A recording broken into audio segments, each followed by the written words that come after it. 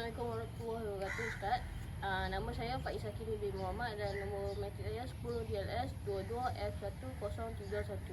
Dan hari ini saya bersama rakan-rakan saya untuk mengupas mengenai soalan nombor 8, iaitu isu-isu kekauman yang telah mengeruhkan serta meredamkan perpaduan dalam kalangan masyarakat berbilang kaum di Malaysia. Okey, bahagian saya iaitu nombor 1, nyatakan 3 peranan masyarakat berbilang kaum dalam Islam dan isu berkaitan masalah kauman pada masa kini serta contoh-contoh isu kauman yang berlaku di Malaysia. Okey. Yang pertama, peranan agama dalam masyarakat. Asas pembentukan moral. Agama berperanan dalam membentuk nilai-nilai murni seseorang individu. Tanpa nilai-nilai murni, seorang individu itu gagal menjadi insan yang berakhlak mulia. Agama dikatakan menjadi pedoman bagi penganutnya dalam mengatur kehidupan. Sebagai contoh, menghormati orang serta agama lain dan tidak melakukan sesuatu di luar norma kehidupan. Okey, yang kedua, mencerminkan budaya dan warisan suatu bangsa. Agama sememangnya berperanan memberikan identiti kepada individu atau sesuatu kumpulan manusia. Agama memberikan ciri-ciri identiti serta seperti dari aspek pakaian, pemakanan, pemikiran, perbuatan, tradisi, adat, resam dan sebagainya. Okey, misalnya di Malaysia, masyarakat luar boleh mengenal pasti sama ada seorang itu beragama Islam, Buddha atau sebaliknya melalui ciri-ciri tersebut. Okey, ketiga iaitu lambang perpaduan. Dalam konteks negara Malaysia, agama telah memainkan peranannya sebagai alat menyatu padukan kaum di negara Malaysia ini. Ini dapat dilihat semata sambutan perayaan, sama ada perayaan orang Islam, Deepawali, Tahun Baru Cina atau sebagainya, yang memperlihatkan berlakunya sikap menjunjungi di antara satu sama lain semasa rumah terbuka. Okey. Yang itu masalah perkauman pada masa kini. Kita boleh lihat selepas pilihan raya umum yang berlaku pada akhir tahun 2022, banyak isu perkauman yang telah berlaku atas faktor politik. Okey, antara contoh isu perkauman yang berlaku di Malaysia iaitu 13 Mei 1969, iaitu apa yang saya kata tadi, berkenaan politik. Ini selepas berlakunya kemenangan ke atas DAP di Selangor dan berlakunya isu perkauman ini dan menyebabkan perkara ini menjadi masalah besar kepada Malaysia, iaitu pembunuhan dan sebagainya. Oleh sebab itu, kita harus mengelakkan daripada perkara ini terus berlaku bagi mengeratkan hubungan di antara kaum. Terima kasih. Assalamualaikum Ustaz, nama saya Muhammad Iman bin Rosli. Nombor matrik saya 10 DLS 22F1007. Soalan saya ialah soalan nombor 8, nombor 2, iaitu huraikan 4 faktor yang menyebabkan berlaku masalah perkauman di Malaysia. Faktor pertama berlaku masalah perkauman di Malaysia ialah dari segi politik. Punca yang menyebabkan berlakunya isu perkauman dalam politik, antara sebab utama adalah ketidakseimbangan pembangunan ekonomi dan pengagihan kuasa. Jika kita lihat keadaan di Malaysia, ekonomi kebanyakan dipegang oleh orang Cina, manakala politik banyak didominasikan oleh orang Melayu. Hal ini disebabkan pada zaman penjajahan British di tanah Melayu, masyarakat dipisahkan dari sudut ekonomi dan ketepatan mengikut kaum-kaum masing-masing. Sebagai contohnya, orang Cina bekerja sebagai peniaga dan tinggal di bandar, manakala orang Melayu tinggal di kawasan perkampungan dan melakukan aktiviti pertanian, dan orang India pula ditempatkan di kawasan ladang bagi menguruskan kelapa sawit dan getah. Yang kedua ialah sistem pendidikan. Sistem persekolahan yang memisahkan pelajar mengikut bahasa ibunda dan perbezaan etnik kurang memainkan peranan yang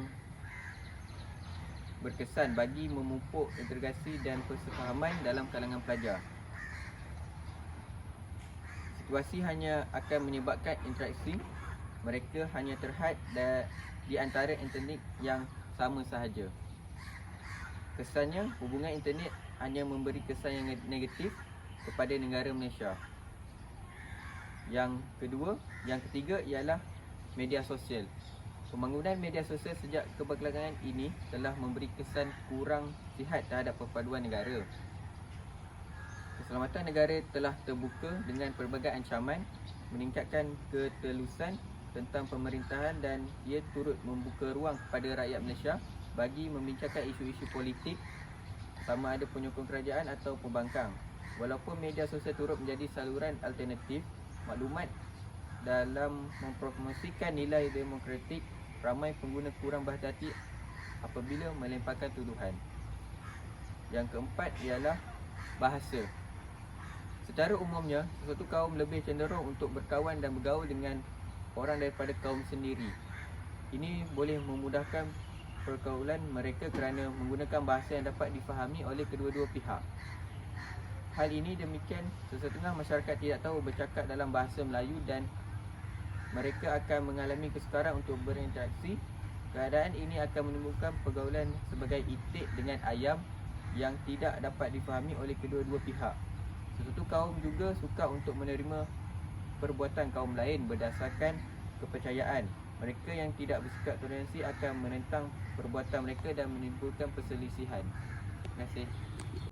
Assalamualaikum warahmatullahi wabarakatuh. Saya Muhammad Aizi bin Hasriza daripada kelas DLS 2B. Nombor matrik saya 10 DLS 22F1053. Hari ini saya akan menjelaskan 4 kesan permasalahan kaum kepada perpaduan dalam kalangan masyarakat berbilang kaum di Malaysia. Yang pertama, kesan yang pertama ialah akan menyebabkan rusahan kaum kerana rakyat Malaysia tidak dapat mencapai kesefahaman. Yang seterusnya akan menyebabkan konflik yang pernah terjadi pada suatu ketika dahulu seperti tragedi 13 Mei.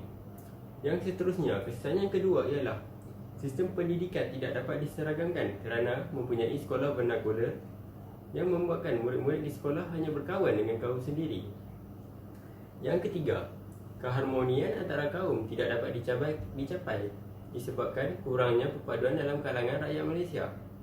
Dan yang terakhir, sekiranya rakyat tidak bersatu padu, ianya akan menyebabkan wujudnya masyarakat yang tidak bermoral dan tidak bertolak ansur dan tidak beretika. Apabila wujudnya masyarakat sebegini akan menyebabkan pertelingkahan antara kaum dan pada bila masa.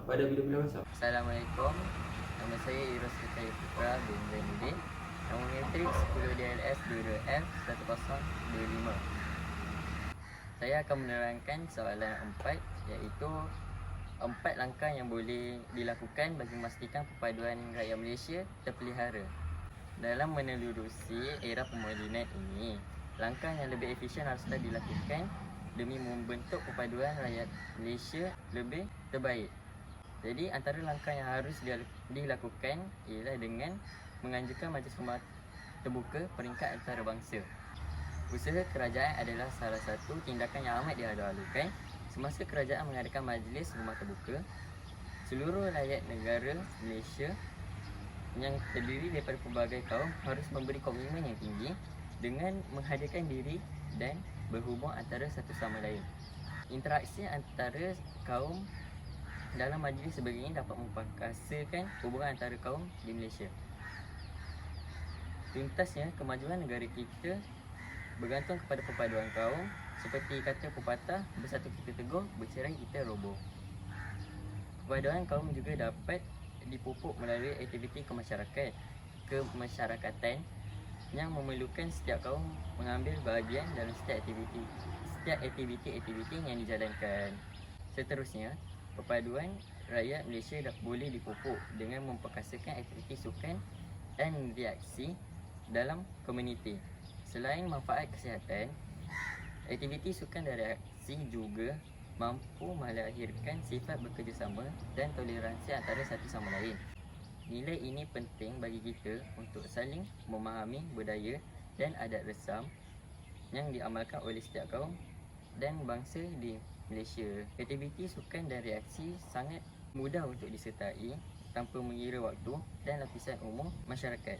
Oleh itu, pihak berkuasa tempatan dan kerajaan persekutuan hendaklah berganding bahu bagai aur dan tebing dalam menyediakan dan menyelenggarakan infrastruktur reaksi dan sukan untuk masyarakat umum. Di samping itu, perpaduan rakyat boleh dipupuk dengan menyatukan institusi pendidikan dari peringkat rendah. Umum mengetahui kita mempunyai sekolah vernakular yang dikenali sebagai Sekolah Kebangsaan SK, Sekolah Kebangsaan Jenis Senior SJKC dan Sekolah Kebangsaan Jenis Tamil SJKT.